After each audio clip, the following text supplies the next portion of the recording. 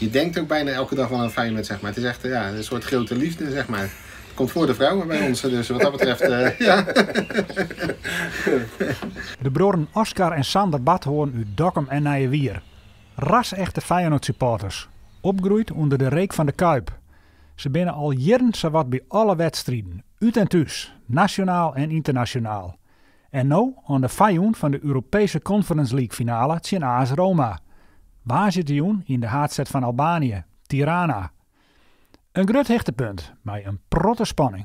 In het verleden was het vaak zo, dat zeiden we gaan er wel heen. Maar die wedstrijd, dat wordt waarschijnlijk toch niks. Want meestal verloor Feyenoord altijd de Europese uitwedstrijden. En dan ging je er echt heen voor het tripje zelf, zeg maar. En de wedstrijd was dan vaak een hinderlijke onderbreking, zoals we dat noemden. Alleen nu doen ze het gewoon heel erg goed.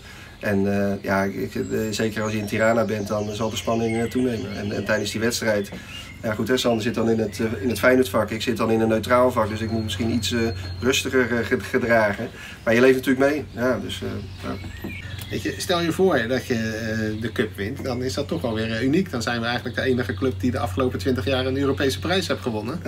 Ja, ik denk dat andere clubs daar toch wel met enige jaloezie naar kijken. Beide hebben intussen een finale kaart. Maar ze hebben wel flinke vraagtekens hoe de illegale verkeer.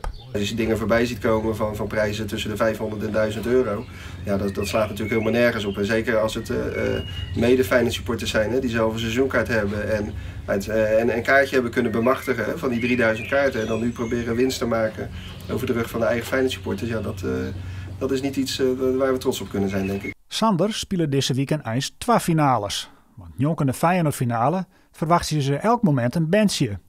En dan dogsonderwijs naar Albanië. Het was redelijk snel duidelijk dat ik eigenlijk gewoon naar de finale zou gaan.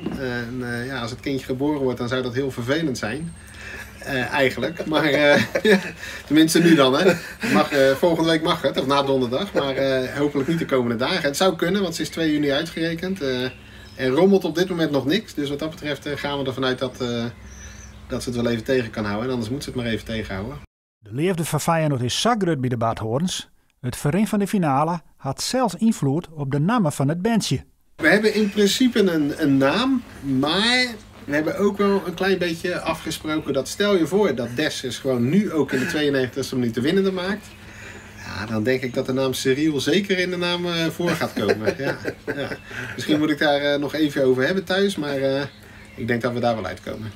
20 geleden winnen de Badhoorns er echt bij, doet Feyenoord UEFA Cup woen in eigen Kuip. De bronnen denken beide dat Feyenoord waarschuwt weer met de cup naar huis gaat. Van de week had je een stukje op tv over de spelers, zeg maar. En dan zag je Toornstra en Linssen. En als je dan de lol gewoon ziet in het team, dat is eigenlijk ook de lol die ze hadden in 2002. En ik denk dat dat je team sterk maakt. Je hoeft niet de beste voetballers te hebben. Je moet gewoon het sterkste team zijn. En ik denk wel dat Feyenoord echt een sterk team is. Ja.